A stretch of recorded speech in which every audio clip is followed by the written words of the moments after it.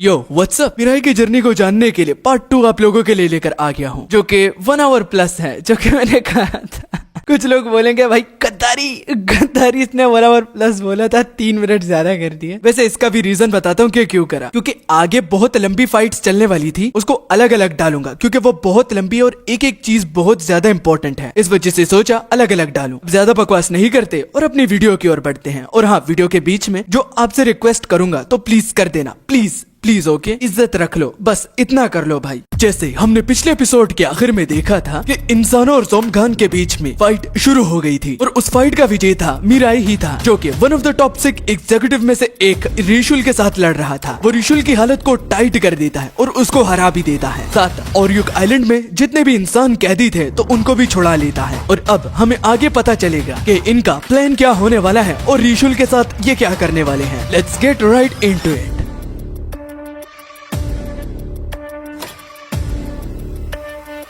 Fight को जीतकर सारे इंसान एक शिप में बैठ गए, जिसको गाराम अपनी एबिलिटीज से चला रही थी। और अगली तरफ हमने देखा कि रिशुल के उठने के बाद कैप्टन उसके ठीक सामने बैठी हुई थी और कहती है कि वो उसके साथ कुछ बातचीत करना चाहती है। तो पता चला कि वो रिशुल से वो हर एक इन्फॉर्मेशन सुनना चाहती है जो कि उसे आज तक पता है, मगर इतनी आसानी से भी रिशुल बताने नहीं वाला, क्योंकि इन्फॉर्मेशन के बदले उनके पास ऐसा कुछ भी नहीं है जो कि वो दे सकते हैं। ये साबित दिलाने के लिए कि रिशुल उनके कब्जे में है, तो कैप्टन चोय से कहती है कि वो अपनी पावर का रिशुल पर इस्तेमाल करे। इन्वेस्टिगेटर चोय अपनी मैनिपुलेशन का इस्तेमाल करते हुए अपनी पावर से रिशुल को हंसाने लगते हैं, वो भी ये समझाकर कि यहाँ कोई निगोशिएशन नहीं हो रही, वो उनके कब्जे में है, उनके पास अपने तरीके हैं, वो भी इंफॉर्मेशन उगलवाने के। हंसते हुए रिशुल कहता है कि वो ऑलरेडी ही उनको सब कुछ बताने वाला था, तो वो अपनी पावर को रोक दे। यही जब कैप्टन ने पूछा कि आखिर इस बात का रिशुल का मतलब क्या है, तो वो कहता है कि वैसे भी ज़ोमगान के साथ अब काम करने में उसे मजा नहीं आ रहा, वहाँ उसको अब फायदा नहीं नजर आ रहा, और उल्टा कैप्टन को तो खुश होना चाहिए कि वो विलिंगली उनकी टीम को ज्वाइन करना चाहता है, क्योंकि उनके पास कुछ ऐसा है जो कि रिशुल को चाहिए। ये कहता हुआ वो मिराई की ओर देखता है, मतलब कि रिशुल के ज्वाइन करने का मतलब ये था कि उसको मिराई के साथ रहना है, क्योंकि मिराई उसका टीचर है। और अपनी उस फाइट को याद करके उसे बहुत ज्यादा अच्छा लगता है, क्योंकि बहुत सालों के बाद उसे फाइट करने का मौका जो मिला। मगर अब कैप्टन ये पूछती है कि आखिर इस ऑफर से उनको क्या ही फायदा होगा। ये सुनकर रिशुल कहता है कि उसे लगा था कि कैप्टन बहुत ज्यादा स्मार्ट होगी, मगर है भी तो वो एक इंसान, तो वो उसको जज नहीं करेगी। वो बात को समझाता है कि अगर वो अपनी पावर का इस्तेमाल करके वो सारी इन्फॉर्मेशन निकाल भी दे, तो पहले ये बताओ कि तुम इस इंसानों को कहाँ लेकर जाओगे, क्योंकि उन लोगों ने इंसानों को तो बड़ी मुश्किलों से रेस्क्यू कर लिया है, लेकिन क्या उन्होंने ये सोचा कि ये लोग उसे रखेंगे कहाँ पर? क्योंकि इस पूरी दुनिया पर ज़ोमगान्स का राज चलता है, जहाँ भी इंसानों को रखोगे तो कहीं न कहीं ज़ोमगान्स वहाँ तक पहुँच जाएंगे। और मेरे आइलैंड जिसका नाम ओरियुक था, उसको पूरी तरह से गिराने के बाद तुम्हें क्या लगता है कि एग्जीक्यूटिव कुछ नहीं कहेंगे और इवेंचुअली तुम्हारे उन स्पॉट का जहाँ पर तुम इंसानों को रखोगे वो इजीली ढूंढा जाएगा? इस जवाब से कैप्टन भी सहमत होती है, क्योंकि जो रिशुल कह रहा है वो एकदम सच है। भला आखिर इतने इंसानों को वो कहाँ पर रखेंगे? अब रिशुल अपने मेन मुद्दे पर आता है कि अगर वो अपनी पावर का इस्तेमाल कर भी लेते और वो इन्फॉर्मेशन निकाल भी लेते, तो इस तरह की इन्फॉर्मेशन निकाली नहीं जाती बल्कि ऑफर की जाती है। ओरियुक आइलैंड के करीब एक और आइलैंड है जिसको वो उसकी मदद के बगैर ढूंढ भी नहीं पाएंगे, और वो गारंटी भी देता है वहाँ इतनी जगह है कि वो इस पूरे इंसानों को काफी टाइम तक सिक्योर रख सकते हैं। और ये बात सिर्फ रिशुल को ही पता है। तो कैप्टन, तुम क्या सोचती हो मेरे साथ, और मेरी ऑफर तुम एक्सेप्ट करोगी या नहीं? कैप्टन के कुछ बोलने से पहले चोय भड़क उठा कि वो एक ज़ोमगान के साथ कभी भी काम करने को राजी नहीं होगा, और न ही कैप्टन को वो मना सकता है। मगर कैप्टन चोय को चुप करवाती हुई कहती है कि वो रिशुल के साथ काम करने को तैयार है, लेकिन एक शर्त पर, उसको इंसानों का गोश्त खाने को नहीं दिया जाएगा। जिसके जवाब में रिशुल कहता है कि ठीक है, वैसे भी हाई रैंकिंग ज़ॉम्बीज जो होती है उनको इंसानों के गोश्त के बगैर भी जिंदा रहने में कोई प्रॉब्लम नहीं होती। अब जबकि दोनों पार्टीज की तरफ से डील एक्सेप्ट कर ली गई है, तो कैप्टन अब कंट्रोल रूम की ओर जा रही थी, और जाने से पहले वो चोय से माफी भी मांगती है, वो भी अपने डिसीजन के लिए। और और एक जोमगान के साथ काम करने के लिए। मगर अगर सारे लोग ये सोचे तो ये ठीक भी कह रहा है। इसकी ऑफरिंग के बगैर वो इंसानों को सिक्योर नहीं रख पाएंगे जिनके लिए उन्होंने इतनी मेहनत करी। मगर वो फिक्र करने से चोय को मना भी करती है, क्योंकि अगर ये कुछ भी हरकत करेगा तो मीरा इसे मार डालेगा, और चाहे उस आइलैंड को ढूंढने के लिए जितना वक्त भी क्यों ना लग जाए, उसको हम ढूंढ ही निकालेंगे, चाहे फिर पूरे इंसान ही क्यों ना मर जाए, और हम सब कुछ दोबारा स्क्रैच से शुरू करेंगे। चोय कैप्टन की बात को सुनकर कहता है कि कहीं ना कहीं और कभी ना कभी उसे कैप्टन के डिसीजन ठीक नहीं लगते। वो बात करती है जस्टिस दिलाने की, मगर कहीं ना कहीं और कभी ना कभी चोय उस जस्टिस के बारे में भी सोचता है कि वो आखिर कौन सी टाइप की जस्टिस है जिसके लिए अपने दुश्मन के साथ भी वो काम करने के लिए राजी है। और बाद में डील के हिसाब से ही रिशुल उनको उस आइलैंड तक पहुंचा देता है, जो कि बहुत ही छोटा आइलैंड था। ये देख बाकी पीछे क्रू को लगा कि रिशुल उनके साथ खेल रहा है, और कैप्टन को भी सेम लगता है। इस वजह से जब वो गुस्से में अपनी ऑरा और किलिंग इंटेंट को रिलीज करती है तो रिशुल कहता है, बाप रे, इसकी तो पूरी ऑरा ही चेंज हो गई। पावर लेवल से तो ऐसा लगता है जैसे कि ये टीच के बराबर हो सकती है, मतलब कि कुछ ना कुछ तो है। क्या कैप्टन मिराई जितनी पावरफुल हो सकती है? मैं तुम लोगों से पूछता हूँ, कमेंट में जरूर बताना। पहले रिशुल कैप्टन को शांत करवाता है और जमीन पर पड़े हुए उस स्टोन जैसे दिखने वाले ऑब्जेक्ट को प्रेस करने के लिए कहता है। जब कैप्टन ने उसी तरह ही किया तो वो दंग रह गई कि वो आइलैंड एक एलिवेटर की तरह काम करता है। जब वो लोग नीचे आ रहे थे तो कैप्टन रिशुल से पूछती है कि क्या ये उसने बनाया है, तो रिशुल कहता है कि नहीं। घूमते घूमते उसे ये आइलैंड देखा और यहाँ पर ये जगह, वो भी अनएक्सपेक्टेडली। अब रिशुल कैप्टन से पूछता है कि बुरा मत मानना, लेकिन उसे लगा कि वो इतनी स्ट्रॉन्ग नहीं, लेकिन जिस तरह की वो ऑरा प्रोड्यूस कर रही है तो लगता है कि वो मेरे जैसे बाकी एग्जीक्यूटिव को आराम से हरा देगी। तो मिराई को आखिर उसको पकड़ने के लिए क्यों भेजा? कैप्टन पूरी तरह से बताती नहीं, लेकिन जस्ट कहती है छिपाने के उसके कुछ अपने रीजंस हो सकते हैं, या फिर ये समझ लो कि मैं उतनी भी स्ट्रॉन्ग नहीं जितना तुम सोच रहे हो। मगर रिशुल की आंखें कभी झूठ नहीं देखती। वो समझ चुका था कि कुछ ना कुछ तो गड़बड़ है, इसलिए ये बता नहीं रही। और वापस जाने का भी सेम प्रोसेस होता है, रॉक पर प्रेस करना। जब बाकी क्रू नीचे आया और वही गार्ड जो कि जियुन के साथ वहाँ पर ट्रैप था, इसका नाम होसंग है, तो कैप्टन उससे रिक्वेस्ट करती है कि वो लोगों के लिए घर को असाइन करे ताकि कोई भगदड़ ना हो, जिसके लिए वो मान भी जाता है। और कैप्टन अपने क्रू को फॉलो करने का कहती है। वहाँ पर जियुन नोटिस करती है कि एक रिसर्च लेबोरेटोरी भी है, जिसको पीछे से नूरी पॉइंट आउट करती है कि पता नहीं कि ये जगह कहाँ से बनाई गई है और कब से बनाई गई है, लेकिन ये उनका न्यू हेडक्वार्टर की तरह काम कर सकती है। हमें पता होगा कि नूरी इनके साथ मिशन पर तो नहीं आई थी, तो वो यहाँ पर इतनी जल्दी कैसे आ पहुंची? तो वो गुस्से में कैप्टन का पूछती है और उसके सिर पर बाइट करती है, वो भी सबक सिखाने के लिए कि आखिर मिराई को उसने ये सब कुछ करने का क्यों कहा। वो जर्नी में बहुत डर गई थी कि ये मिराई मुझे कहीं गिरा ना दे, मगर वो इस बात को जाने भी देगी क्योंकि मिशन सिक्योर हो चुका है और जगह भी। और बाकी बातें शुरू करने से पहले और डिस्कशन करने से पहले कमांडर नूरी उनको एक ब्रेक के लिए छोड़ देती है ताकि वो जगह को एक्सप्लोर करे, जो कि वो करते भी है। और वहाँ पर इतनी चीजें होती है जो कि उनके पुराने हेडक्वार्टर से बहुत सिक्योर और हाई क्वालिटी में भी थी। और पलक झपकाते ही वो ब्रेक टाइम खत्म भी हो गया। और अपनी बात को शुरू करने से पहले नूरी सबको बधाई देती है कि उन्होंने मिशन को काफी अच्छे से कंप्लीट भी करा और उनको काफी फायदा भी हुआ है, जिसमें सबसे बड़ा रीजन ये जगह है। और वो जानती है कि यहाँ पर बैठे लोग इस जगह को एक्सप्लॉइट करना चाहते हैं, मगर उससे पहले वो अपने फ्यूचर प्लान्स के बारे में बताने वाली है। बात वो रिशुल से शुरू करती है कि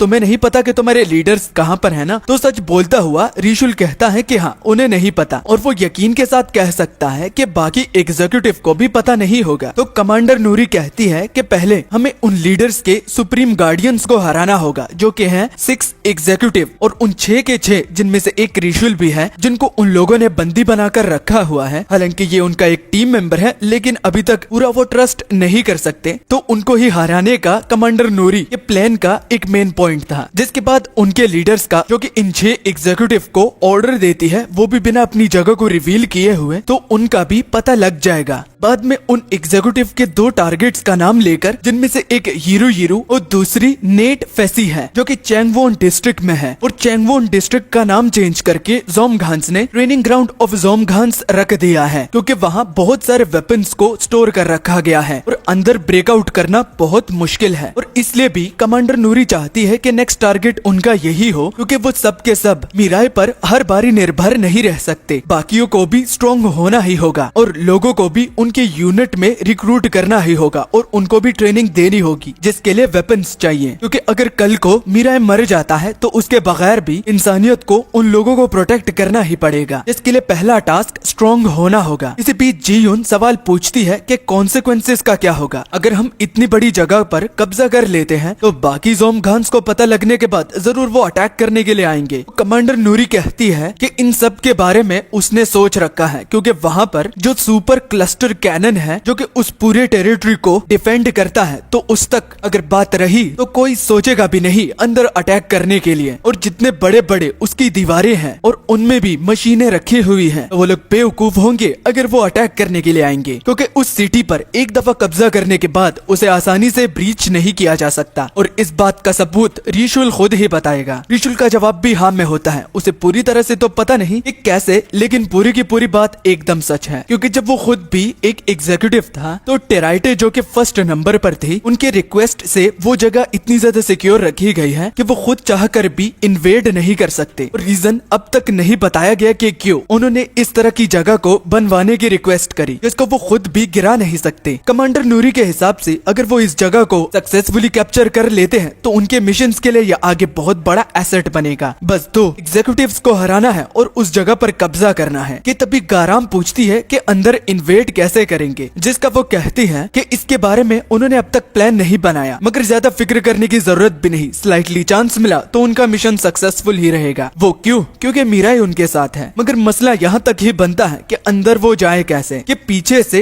इन्वेस्टिगेटर जो दोबारा से कहते हैं अगर रिशुअल झूठ बोल रहा हो तो, अगर कि हमें इन मौके पर ही धोखा दे दे तो ये आखिर क्यों इंसानों की साइड को ज्वाइन करना चाहता है, वो भी अपने ज़ोमगान्स दोस्तों को छोड़कर। तो रिशुअल कहता है कि आखिर इसमें हैरान होने वाली बात क्या ही है अगर ज़ोमगान्स अपने दोस्त को ही धोखा दे। मगर उसको ये अच्छा नहीं लग रहा कि अपनी लॉयल्टी जो कि वो मीराई के लिए रखता है उस पर इन्वेस्टिगेटर जो है उंगली उठा रहे हैं। मगर अंदर ही अंदर रिशुअल सोच में पड़ जाता है कि जो ये कह रहा है वो एकदम से सच भी है। मैं मीराई के साथ रहना नहीं बल्कि उसके साथ लड़ना चाहता हूँ, मगर मैं ये करूँ कैसे, क्योंकि मेरी बॉडी तो उस कंडीशन में नहीं रही। इस वजह से मजबूरन उसे मीराई के पास रहना ही पड़ेगा ताकि उसे अपनी बॉडी को रिकवर करने का कोई मौका ये लोग दे और वो दोबारा से मीराई के साथ फाइट भी कर ले। अगेन इन्वेस्टिगेटर चोई की रिक्वेस्ट को ना मानती हुई कैप्टन कहती है कि उनको घबराने की जरूरत नहीं, वो स्काउटिंग मेंबर्स को जरूर भेजेंगे, हालांकि वो खुद ही जाएगी कि आसपास इसका कोई ट्रैप तो बिछाया नहीं गया, तो तुम फिक्र मत करो। और फिर से इन्वेस्टिगेटर जो बहुत डिसअपॉइंट हुए कि कैप्टन उसकी बात पर गौर ही नहीं दे रही और उसे डर है कि कहीं ये सारे इंसान मौत के मुंह ही खुद ना चले जाए। इस मिशन पर एक्ट करने से पहले उनके पास पूरे 2 महीने हैं। 2 महीनों के बाद जो रिजल्ट्स आएंगे तो उनके बेस पर ही वो मिशन को कंटिन्यू रखेंगे। मगर वो ये भी एक्सपेक्ट करती हैं कि जिन इंसानों को उन्होंने रेस्क्यू किया है तो उनमें से भी कुछ को रिक्रूट करा जाए ताकि वो फाइट करने में मदद करे। काम मुश्किल होने वाला है लेकिन टाइम बहुत है और अब वो लोग जा सकते हैं क्योंकि मीटिंग डिसमिस हुई। कि तभी कैप्टन मीराई से कहती है कि वो इससे कुछ कहना चाहती है, क्या उसके पास थोड़ा सा वक्त है। तो मालूम हुआ कि कैप्टन मीराई को जीयुन के पास लेकर आती है और आउट ऑफ इंटरेस्ट कैप्टन जीयुन को वो नाइफ भी देती है जो कि उन्होंने बनाई है और वो पूरी बात भी बता देती है कि आखिर मीराई कोऑपरेट क्यों कर रहा है। जीयुन बहुत ज्यादा घबरा गई कि आखिर वो इस तरह वेपन क्यों ही बनाए जिससे वो किसी की जान लेना चाहते हैं। वो किसी इंसान को मारना नहीं चाहती, मगर कैप्टन के समझाने पर कि अगर वो ऐसा नहीं करेंगी तो मीराई उनके साथ काम नहीं करेगा। यही उन दोनों पार्टीज के बीच में डील हुई थी। कैप्टन जीयुन से कहती है कि तुम इसे ऐसा सोचो कि मीराई की विश को वो पूरी कर रही है। अब जाकर उसे थोड़ा बहुत ठीक लगने लगा है कि वो किसी की विश पूरी कर रही है, ना कि किसी को मारने का एक वेपन बना रही है। मगर अब प्रॉब्लम ये थी कि उन्हें याद नहीं था कि इसके अंदर कौन सा मटेरियल उन्होंने इस्तेमाल करा था। तो सरप्राइजिंगली पीछे कंप्यूटर उसे डिटेक्ट भी कर लेता है। वो एक फ्लावर था जो कि ज़ोमगान्स के आने के बाद ही डिस्कवर हुआ था और इस फ्लावर का नाम रेनजाई फ्लावर था। उसकी प्रॉपर्टीज को देखकर जीयुन कैप्टन से कहती है कि न सिर्फ वो इनसे स्ट्रॉन्ग वेपन बना सकते हैं बल्कि उन वेपन्स में पावर्स भी होंगी जिससे वो इंसानों की आर्मी के लिए बहुत काम कर सकती है और ज़ोमगान्स को भी मारने के लिए ये एक बेस्ट वेपन और पावरफुल वेपन भी बना सकते हैं, वो भी जस्ट एक फूल की मदद से। मगर इस फूल को ढूंढने के लिए वो आखिर भेजे किसको। कैप्टन 3 बंदों को असाइन करती है जिनमें गाराम, डोंगू और मीराई होते हैं। कैप्टन के दिखाए हुए लोकेशन पर जब वो वहाँ पर पहुँचे तो उस माउंटेन का नाम चोनसियोंग माउंटेन था जो कि बुसान और चैंगवोन डिस्ट्रिक्ट के साथ टच था। लैंड करने के बाद डोंगू की हालत खराब हुई क्योंकि उसे मोशन सिकनेस है और इस मिशन की पूरी अथॉरिटी गाराम के हवाले कर दी गई है। मतलब कि इस मिशन के लिए टीम कैप्टन गाराम है। जगह बहुत बड़ी है, लेकिन ये कंफर्म है कि वो फूल यहीं पर ही उनको मिलेगा। ये तभी दोबारा से मोशन सिकनेस की वजह डोंगू को उल्टी करने पर मजबूर कर देता है। जब वो साइड उल्टियां करने गया तो ठीक अपने मुंह के सामने वो एक जोमगान को पाता है। वो डर गया कि वो लोग आए ही नहीं और जोमगान अपीयर हुए, मगर शौक तो उन्हें तब लगा कि वो जोमगान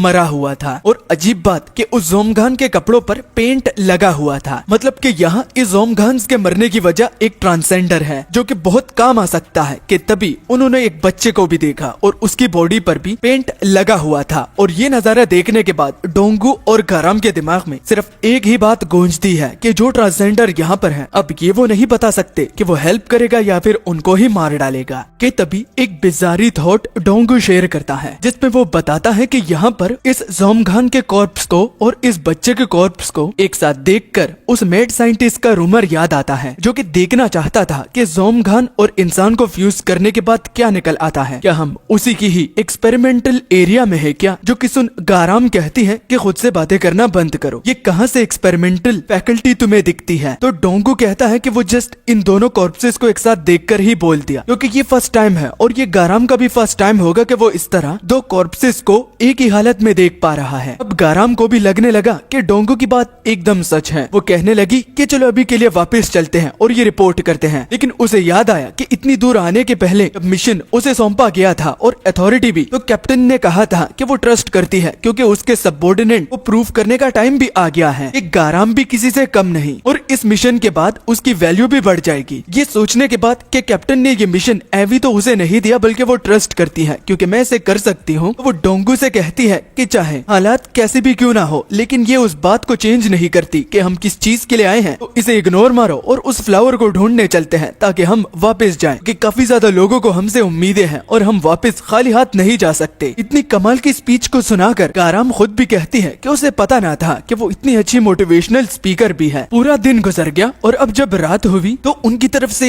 एक सुराग भी उनको नहीं मिला कि वो उन फ्लावर्स के लोकेशन का पता लगाए, क्योंकि गाराम कैप्टन के ट्रस्ट को तोड़ना नहीं चाहती कि वो किसी काम की नहीं है। अगर उसे कल इस पूरी पहाड़ी को भी उड़ाना पड़ा तो वो करेगी, लेकिन अभी के लिए वो सोने चली जाती है क्योंकि पहले से ही वो बहुत ज्यादा थक गई है और अब उसका सिर भी दर्द करने लगता है। मगर अगली ओर डोंगू मिराई से कहता है कि तुम सो क्यों नहीं जाते? मगर अगर वो इस बात को सोचे तो कभी भी उन्होंने मिराई को सोते हुए नहीं देखा और मिराई इस बात को कंफर्म करवाता है कि उसने कभी ट्राई ही नहीं किया, वो भी सोने का। ये देख गाराम के एक ड्रीम के बारे में हमें पता चलता है और वो कहती है कि शायद से अब उस ड्रीम को छोड़ देने का ही अब यही सही वक्त आ गया है, क्योंकि जितना उसने मिराई को देखा तो वो पावरफुल भी है और ऊपर से उसे सोना भी नहीं पड़ता। जब पलाडिन उनके सामने आया तो वो भीगी बिल्ली बन गई और जो ओरियुक आइलैंड पर जो केस था उस मिशन में भी गाराम को कोई एक्टिव रोल नहीं मिला और आज भी सिचुएशन बदली नहीं। उसको कैप्टन की तरफ से अथॉरिटी तो दी गई है, लेकिन वो उसे सॉर्ट आउट नहीं कर पा रही कि वो इसको कैसे संभाले और अपनी टीम को अच्छे रास्ते पर लीड करे। और अब चलो गाराम के उस ड्रीम के बारे में जानते हैं कि आखिर वो किस सपने की बात कर रही है। हमें दिखाया जाता है कि एक बिल्डिंग पर आग लगी हुई थी। वहाँ हम छोटी गाराम को देखते हैं जो कि आग के लपेट में आ गई थी। वो रो भी रही थी कि कोई उसकी मदद करने के लिए क्यों नहीं आ रहा। ये तभी एक फायर फाइटर आता है और उसको बचाकर ले जाता है, जो कि उसके लिए एक हीरो से कम नहीं था। और उस दिन से गाराम का ये सपना बन गया था कि वो भी मुश्किल समय में लोगों की मदद करके एक हीरो बनना चाहती है। जैसे वो उस बंदे को एडमायर करती है तो वो भी चाहती है कि कोई उसे भी एडमायर कर ले। वो कैप्टन की तरह स्ट्रॉन्ग नहीं है, कमांडर नूरी की तरह वो स्मार्ट नहीं है और जियोन की तरह टैलेंटेड नहीं है। वो अपनी जिंदगी का दूसरा नाम नाकामी बताती है, जिसमें वो कुछ भी नहीं कर सकती और बस दूसरों पर निर्भर रहती है। जबकि उसी वक्त क्रू को चिल्लाने की आवाज आई। वो एक छोटी बच्ची थी जिसको जोमगान ने पकड़ लिया था। ये जोमगान के लिए ऊपर वाले की तरफ से भेजा गया ट्रेजर से कम नहीं था और वो खुश था कि किसी को पता भी नहीं चलेगा अगर वो इस बच्ची को यहाँ पर मार के खा डाले। जोमगान जैसे ही उसे खाने वाला था तो पीछे से गाराम आकर लकड़ी के डंडे की मदद से उसके सिर पर मारती है और उसके सामने खड़ी होकर उस बच्ची को प्रोटेक्ट करती है। गाराम को वहाँ पर देखकर वो ज़ॉम्बी कहने लगा कि क्या तू है जिसने वो ट्रैप्स बिछाए थे? तो ये बात गाराम के पल्लू नहीं पड़ती कि आखिर वो किस चीज के बारे में बात कर रहा है। मगर खैर वो ज़ॉम्बी एक्सपेक्ट ही कर रहा था कि ये बच्चा यहाँ पर जंगलों में अकेला कैसे है, कोई न कोई तो उसके साथ जरूर ही होगा। लेकिन उसने ये कभी एक्सपेक्ट भी नहीं किया था कि वो ट्रैप बिछाने वाला बंदा भी यहाँ पर मिलेगा। वो उस पर हमला करने वाला था कि विदिन अ मिली सेकेंड मोई थाई अपनी मैनिफेस्टिंग एबिलिटी की मदद से वो अडेप्ट कर लेती है और उसके पैर पर मारती है। बाद में अपनी नी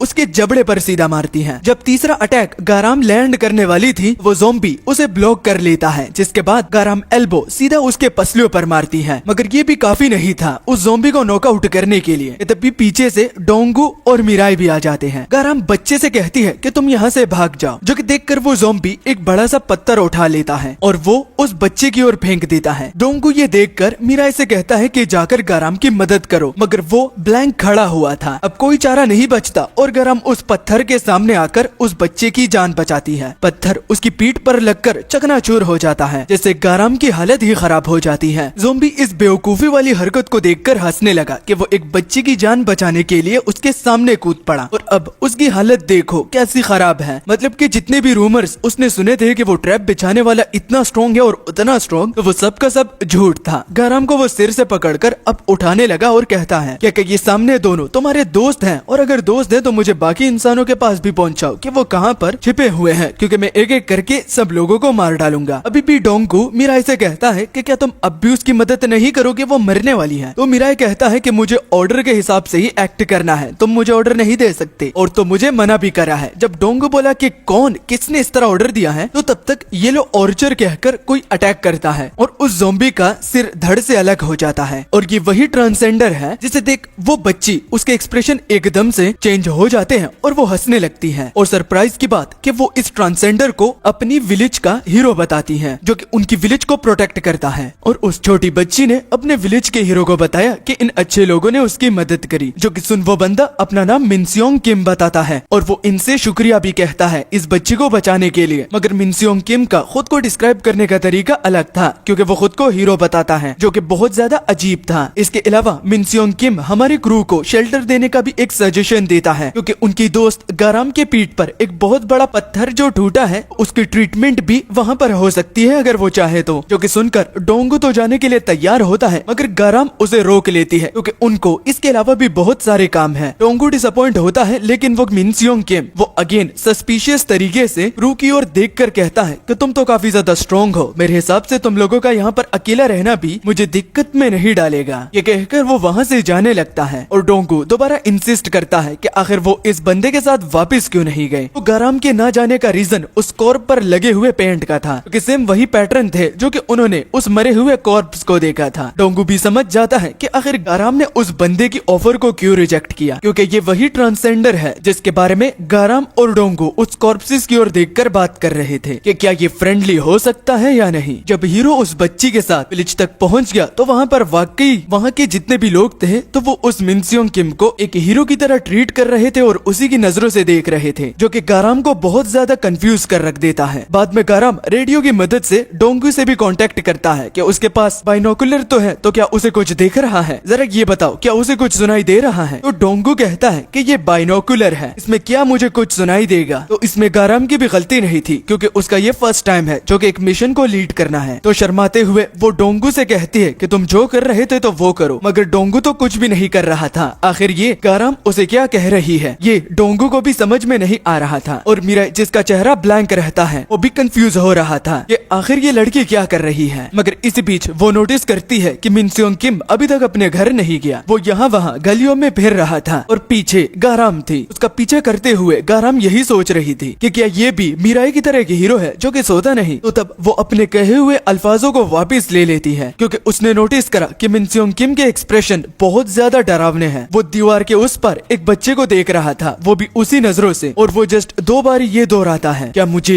इन लोगों को ज्वाइन करना चाहिए, मुझे करना चाहिए था। ये सुनकर गाराम बहुत ज्यादा डर गई और अब उसे 90% ये लगने लगा था कि ये वही मैड साइंटिस्ट है, और उसका ज्वाइन करने से मतलब ये था कि शायद ये ह्यूमन और ज़ोम्बी को आपस में जोड़ने की बात कर रहा है। ये गाराम के लिए बहुत ज्यादा शॉकिंग था, इसलिए तो वो डिसाइड करती है कि इस बात का 100% पता लगाने के लिए वो घर तक उसका पीछा करेगी, और वो कर भी लेती है। घर में इंटर करने के बाद मिनसियोंग किम एक कलर बर्ड के साथ बात कर रहा था, और वो उस कलर बर्ड को फ्रेडी बुलाता है। फ्रेडी मुझे ये बताओ कि क्या मुझे उन लोगों को ज्वाइन करना चाहिए था। तो फ्रेडी स्क्रैच आवाज में कहता है हाँ तुम्हें कर लेना चाहिए था, इसमें तुम्हारी ही भलाई है। तो ये सुनने के बाद गाराम कहती है कि अब तो मुझे 100% ये श्योर हो गया है कि यही वही बंदा है जिसके बारे में डोंगू बात कर रहा था। दरवाजे को लात देखकर गाराम अंदर इंटर करती है और मेड साइंटिस्ट कहकर कि अब तुम्हारा खात्मा होगा। तो मिनसियोंग किम गाराम को देखकर काफी ज्यादा हंसने लगता है और वो कहता है हाँ, तुम लोग आ गए, मैं आपको ही ढूंढने के लिए ही जा रहा था। वो झुक जाता है और यही चीज गाराम को बहुत ज्यादा कंफ्यूज कर देती है। और झुकते हुए मिन स्योंग किम कहता है कि मेरे स्ट्रॉन्गेस्ट सेवियर्स, आप लोग यहाँ पर आ पहुंचे हो। मुझे लगा कि आपको मैं हमेशा हमेशा के लिए नहीं देख पाऊंगा। प्लीज मेरी एक रिक्वेस्ट को पूरा कर लीजिए और आप मेरे साथ यहीं पर ही रहिए या मुझे अपने साथ यहाँ से ले जाइए। जब कंफ्यूजन को दूर करने के लिए मिन स्योंग किम ने गाराम को वो सारी बातें बताई तो वो बहुत ज्यादा कंफ्यूज रह गई। वो अपनी स्टोरी की शुरुआत कुछ ऐसे करता है कि यहाँ पर एक ज़ोमगान ने उस पर हमला कर दिया था और वो किस्मत से अपनी छोटी मोटी पावर की मदद से उसे हरा भी दिया। यहाँ के लोग छिपे हुए थे जो कि उसे पता ना था, मगर ज़ोमगान को मारने के बाद वो सारे अपीयर होकर बोले कि एक हीरो आ चुका है। और पहले मिन स्योंग किम एक पेंटर हुआ करता था जिसको कोई भी भाव नहीं डालता था, तो इतनी अटेंशन मिलने के बाद वो खुद को तीसमार खान समझ रहा था। लेकिन धीरे धीरे करके उसे ये रियलाइज हुआ कि वो ज्यादा देर तक इन लोगों को प्रोटेक्ट नहीं कर पाएगा, तो पहले से ही झूठ बोलना बंद कर देते हैं। मगर उसे कभी मौका ही नहीं मिला और जब भी मौका मिलता तो कुछ न कुछ ऐसे होता जिसमें वो एक हीरो की तरह दिखता। अब गाराम पूछती है कि तुम्हारी बातों पर मैं विश्वास नहीं करूंगी, तुम्हारा ज्वाइन करने से मतलब क्या था और तुम उस क्रीपी स्माइल के साथ क्या कहोगे। तो मिन स्योंग किम कहता है कि ज्वाइन करने का मतलब ये था कि आप ढूंढने के बाद मैं आपसे ये कहूंगा कि मुझे अपनी टीम में ले लो। और मैं समझ सकता हूँ कि मेरे एक्सप्रेशन को देखने के बाद आप भी डर गई होंगी, ये हमेशा से होता आ रहा है। हालांकि ज़ोमगान भी डर गया था जब उसने मेरे एक्सप्रेशंस को देखा था, तो इसमें मेरी कोई गलती भी नहीं। मैं हमेशा से ही इस तरह ही चेहरा बनाता हूँ जब बहुत ज्यादा फ्रस्ट्रेट होता हूँ। मगर जब आखिर में गाराम ने पूछा कि उस ज़ोमगान के कॉर्प्स और उस बच्चे के कॉर्प्स का तुमने क्या करा, तो वो काफी ज्यादा उदास हो जाता है और वो कहता है कि वो ज़ोमगान है जिसने उस बच्चे को मारा था और मैं उसको बचा नहीं पाया। इस वजह से वो उस बच्चे को फेस नहीं करना चाहता और वो वही का वही पड़ा हुआ है और दोबारा इस तरह ना हो तो उसने आसपास बहुत सारे ट्रैप्स बिछाए हैं और किस्मत से हर एक ट्रैप ने काम करा है और हर एक ज़ोमगान उस ट्रैप में आने के बाद मारा भी जा चुका है। मगर इन सब के अलावा भी मिन स्योंग किम कहता है कि उसे एक ज़ोमगान से पता चला था कि उनके लोग उसे पकड़ने के लिए जरूर आएंगे और वो एक ऐसे बंदे को भेज रहे हैं जो कि मिन स्योंग किम के साथ उसके बाकी लोगों को भी मार डालेगा जिसको वो छिपा रहा है। और उस ज़ोंबी से निपटने के लिए मिन स्योंग किम रिक्वेस्ट करता है कि उसके दोस्त उसकी मदद करे। जो ही उसने रिक्वेस्ट की तो बाहर एक धमाका हुआ और उस धमाके के पीछे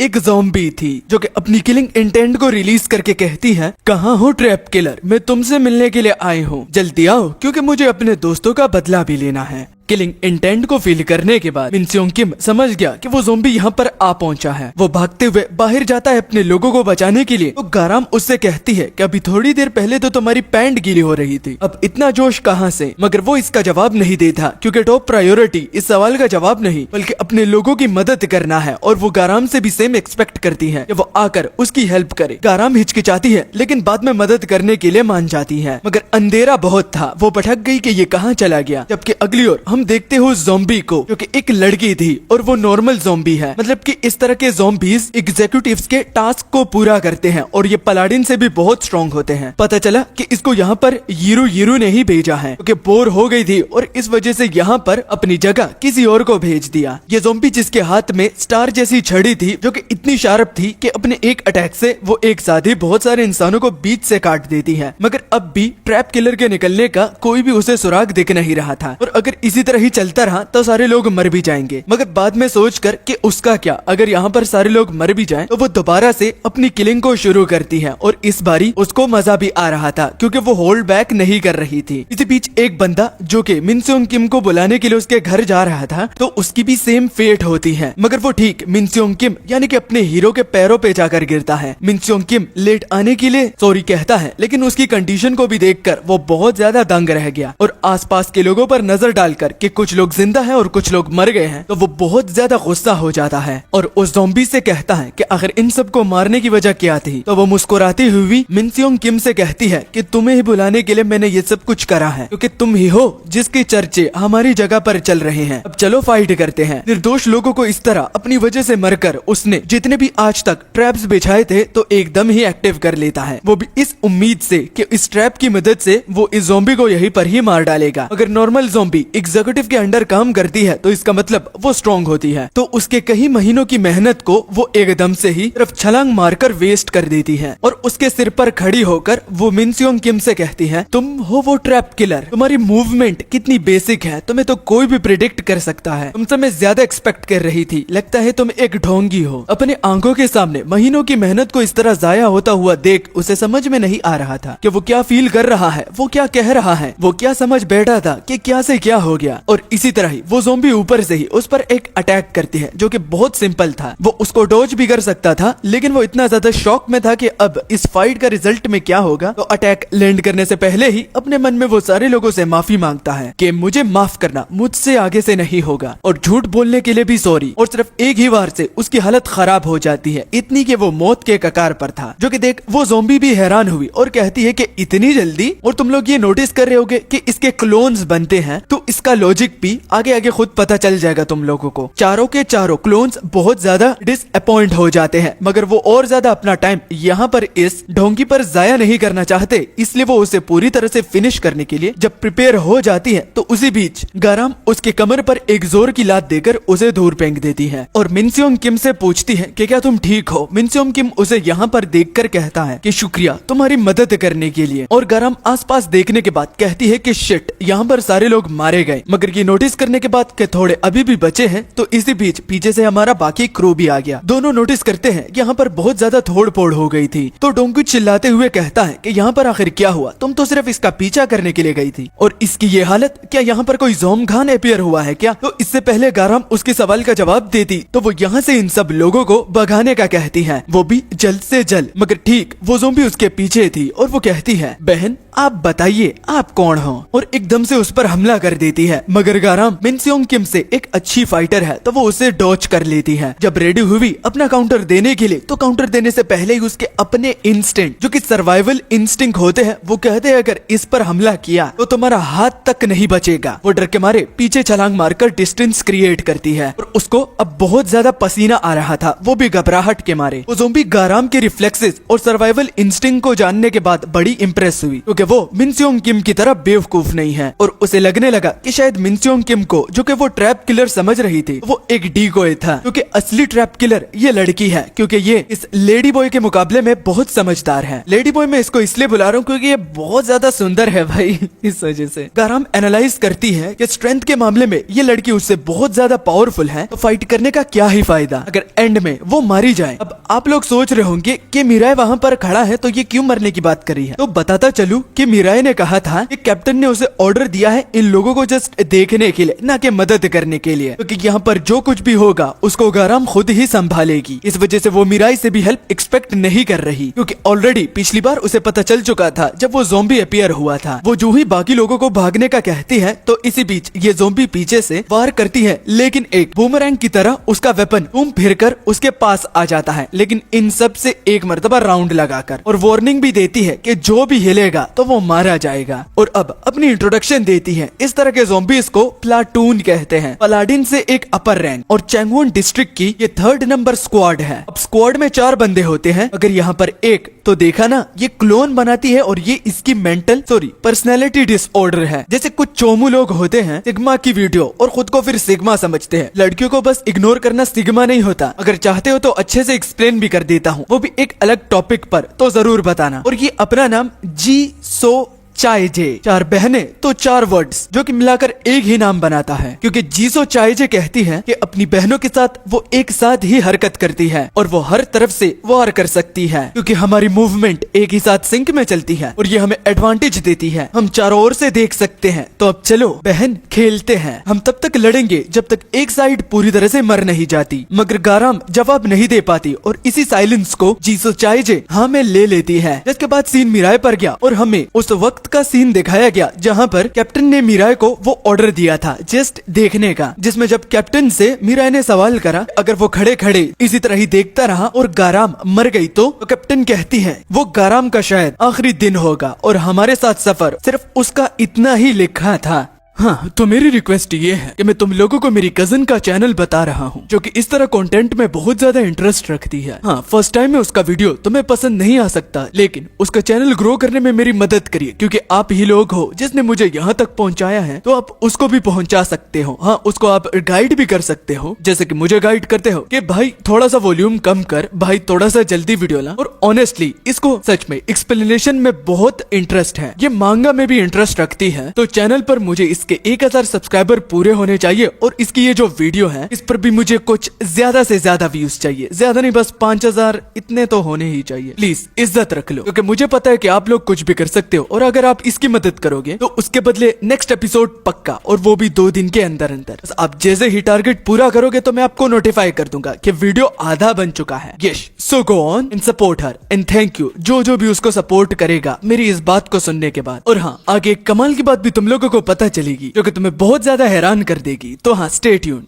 मगर मुझे इतना भी यकीन है कि गाराम का यहाँ पर स्टोरी का दी एंड होना और हमारी जर्नी में इतना ही उसका साथ रहना तो ये डाउटफुल है कि वो यहाँ रुकेगी, क्योंकि उसको हराना मुश्किल है, क्योंकि गाराम जीसू की अटैक को डोज कर रही थी और वो शार्प ऑब्जेक्ट भी जब वो फेंकती है तो उसको भी वो बड़े आराम से डोज कर लेती है। मगर उसे ऐसा लग रहा था जैसे कि जीसू उसके साथ फाइट के बजाय खेल रही हो। मगर जहाँ तक जीसू की बात हो रही है तो वो तो ये जानकर एक्साइटेड थी कि गाराम वो एक पहली इंसान है जिसने उसके अटैक को डोज करा है। मगर गाराम के दिल ही दिल में सिर्फ एक ही बात गूंजती है कि क्या वो इस फाइट को जीत पाएगी, क्योंकि उसके बाद 2 खतरनाक स्लैशेस उसकी बॉडी पर सीधा जाकर लगते हैं। ये देखकर पीछे एक बंदा मौके का फायदा उठाकर वहाँ से भागने लगता है, क्योंकि उसे बहुत ज्यादा डर लग रहा था। मगर उसको जीसू नोटिस कर लेती है और अपने एक ही वार से उसको 2 हिस्सों में कर देती है, क्योंकि उसने कहा था कि जो हिलेगा तो वो मारा जाएगा। उसको इस तरह बीच से कटता हुआ देख गाराम बहुत ज्यादा शॉक हो गई, मगर खुद को संभाल कर कि ये शॉक होने का टाइम नहीं है, मुझे मौके का फायदा उठाकर अपनी इन 3 मार्शल आर्ट्स, जिनमें एक बॉक्सिंग, एक मुay थाई और तीसरा टेक्वांडो है, तो उसे एक एक करके इस्तेमाल करना होगा और इसी तीनों मार्शल आर्ट्स की मदद से मुझे जीसू को हराना होगा। ये कहती हुई उसकी आंखों में रिवेंज के शोले भड़क रहे थे और जीसू ये देखकर बहुत ज्यादा एक्साइटेड थी कि गाराम के देखने का नजरिया एकदम से चेंज हो गया। वो साइलेंट से एकदम वायलेंट हो गई। अपनी मैनिफेस्टिंग एबिलिटीज से वो बॉक्सिंग की मार्शल आर्ट्स को अडेप्ट करती है और आगे बढ़ते हुए जैसे उसने पंच दिया तो जीसू हंसते हुए इस अटैक को भी डोज कर लेती है। विद इन अ सेकंड जब वो 2 पंचेस और लगाती है तो दोनों को वो डोज कर लेती है। अटैक का ना लगना ये गाराम को ज्यादा डिसअपॉइंट नहीं करता, क्योंकि उसके करीब आने से वो भी अपने उस छड़ी को नहीं घुमा पा रही और लॉन्ग डिस्टेंस से ज्यादा वो इससे शॉर्ट डिस्टेंस में ही फाइट करना प्रेफर कर रही है, क्योंकि इसमें ज्यादा खतरा नहीं है। मगर सरप्राइजिंगली जीसू उसको एक अंडर कट लगाती है, वो भी ये कहते हुए कि अब ये मत सोचना कि अपने छड़ी के बगैर मैं कुछ भी नहीं हूँ। मगर गाराम की जिस तरह हालत थी तो लगता नहीं कि वो ज्यादा होल्ड बैक कर पाएगी। वो ये खुद भी बोलती है कि जितना उसे मौका मिल रहा है तो उस मौके का वेट करना पड़ेगा, बस सिर्फ एक अटैक वो लैंड करे तो इसका खात्मा हो जाएगा। वो थोड़ी देर तक इसको होल्ड बैक कर देगी जब तक वो बाकी लोगों को सेफ्टली डोंगू और मिराई की मदद से इवैक्यूएट नहीं कर लेते। ये कहते हुए वो बैक पर हाथ रखती है, जिसके बाद एक मुay थाई की अडेप्टेशन की परफॉर्मेंस हमें देखने को मिलती है और बाद में एक अटैक जिसको जीसू आराम से ब्लॉक कर लेती है, बाद में एक पंच जिसको अगेन वो ब्लॉक कर लेती है और अगेन वो बॉक्सिंग की किताब को छूती है और बाद में घूसों की बरसात उस पर करती है, जिसको जीसू बस खाई ही जा रही थी और काउंटर करने का उसे मौका नहीं मिल रहा था। जीसू ये देखकर कि सीरियस होने के बाद ये इतना स्ट्रांगली लड़ रही है तो उसे पहले ही गाराम को गुस्सा दिला देना चाहिए था। बातें करते वक्त जीसू अपना गार्ड भी लेट डाउन कर रही थी, जो कि देख गाराम कहती है कि मौके पे चौका देख वो एक ओपनिंग को जरूर क्रिएट करेगी। जो ही उसने ओपनिंग का नाम लिया तो जीसू ने जिन बंदों को मारा था तो उनकी एक बॉडी पर उसका पैर फिसल जाता है, जो कि था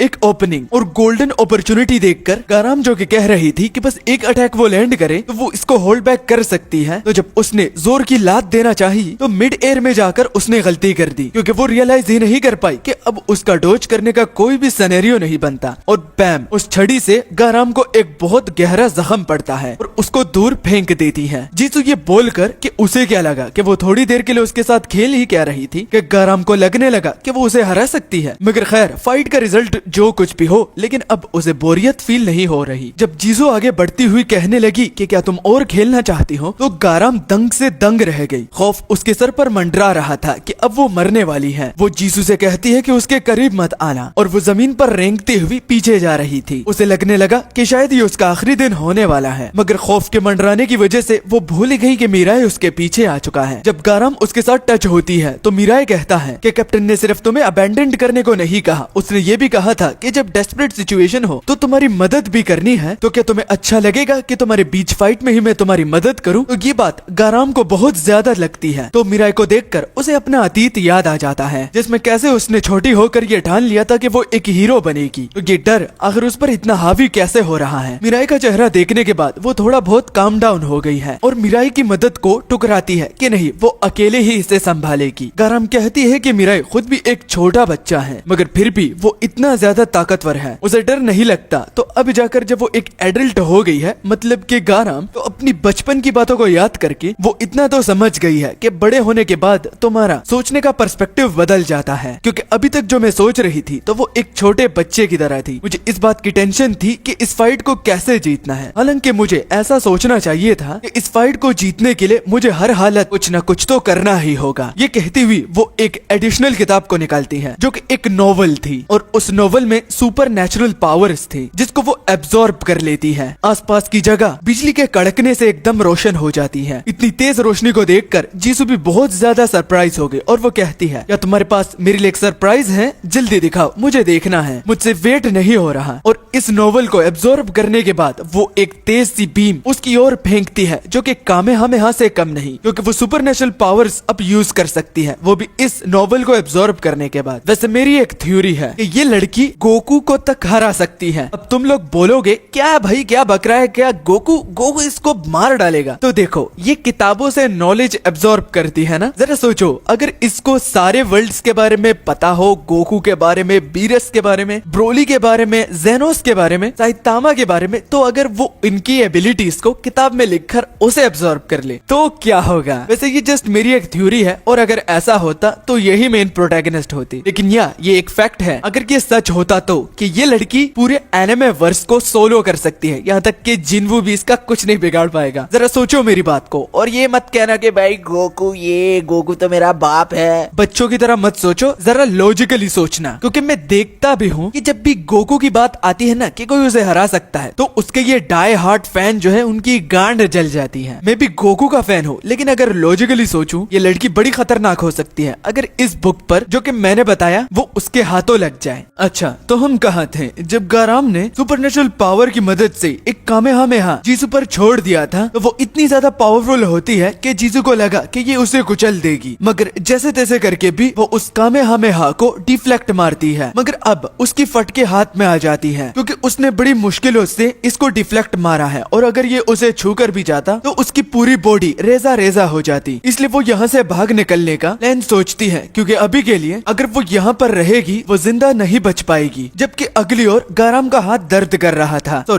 शोल्डर दर्द कर रहा था, वो भी इस वजह से क्योंकि कामेहामेहा और इस सुपरनेचुरल पावर को वो सिर्फ ऑलमोस्ट 2 मिनट तक ही यूज कर सकती है, क्योंकि ये इसके बॉडी पर बहुत ज्यादा भारी पड़ता है और कॉन्सिक्वेंसेस से भी उसे गुजरना पड़ता है। इसलिए जो भी गाराम को करना होगा तो इस 2 मिनट के अंदर अंदर उसे खत्म करना होगा। और जैसे कि जीसू ने डिसाइड करा था कि वो यहाँ से जाएगी, वो पीठ दिखाकर जाने लगती है, एक ऑकवर्ड सी वॉक करके, कि गाराम पीछे से एनर्जी ब्लास्ट उसके सीधा सिर पर मारती है, जिससे वो मुंह के बल गिरती है। और उसको बड़ा ही गुस्सा आता है, क्योंकि अपने चेहरे को वो कभी भी खराब होता हुआ नहीं देख सकती। और गाराम का तो ये प्लान था कि वो यहाँ से पहले भाग निकलने का सोच रही थी, लेकिन अब वो इस मक्कार औरत को मार ही डालेगी, जो कि सुन जीसू को बड़ा ही गुस्सा आया। वो खुद को तसल्ली देकर गाराम को ऐसे शो करवाती है जैसे गाराम पर वो दया दिखा रही है। और अब जबकि उसका मन भर गया है और मारने का उसका मूड नहीं है, तो फिर क्यों गाराम उससे पंगा ले रही है? तो सिंपली गाराम इन सारे इमोशंस को रिजेक्ट करती है, क्योंकि वो चाहती ही है कि जीसू सीरियस हो जाए और अब वो दोनों रियल में फाइट करें, इज्जत उसकी मिट्टी में ना घुल जाए। इसलिए जीसू उस पर अटैक करती है, वो भी फ्रस्ट्रेट होकर। वो सीधा अपनी छड़ी से वार करती है, जो कि इतनी शार्प थी कि छू कर ही बंदे को बीच से काट सकती है। मगर अब जो छड़ी गाराम को लगी है तो वो एक अजीब सी आवाज को क्रिएट करती है, जो कि बाद में पता चला कि सेकंड टेक्निक से गाराम ने अपने इर्द गिर्द एक शील्ड को भी बना लिया था। इस वजह से तो वो छड़ी उस तक पहुंच ही नहीं पाई। अब जीसू बहुत ज्यादा गुस्से में आ चुकी थी क्योंकि अब उसका हर एक वार बेकार जा रहा है। तो वो अपने बैग से स्टार्स निकालती है, वैसे इसको निंजा स्टार्स भी कह सकते हो। वो अपने को मिलाकर बाकी तीनों बहनों के साथ एक साथ ही वार करती है और उसे लगता है कि अब इसका डॉज करना मुश्किल होगा। आते हुए स्टार्स को देखकर गाराम कहती है कि अब वो क्या करे। तो उसको नोवेल के कुछ पेजेस याद आ जाते हैं जिसमें डायरेक्ट असॉल्ट का एक अटैक था जो कि शॉक वेव्स को क्रिएट करता है। ये कामेहामेहा की तरह होता है लेकिन ये एक हाथ का कामेहामेहा है और जो ही वो परफॉर्म करती है तो वो स्टार्स उस तक पहुंचने से पहले ही प्रेशर की वजह से दूर गिर जाते हैं। मतलब कि ये वाला अटैक भी जीसू का बेकार गया। जीसू अपनी बहनों से कहती है कि जाकर वो शूटिंग स्टार उसके वापस ले आओ, मगर वो चारों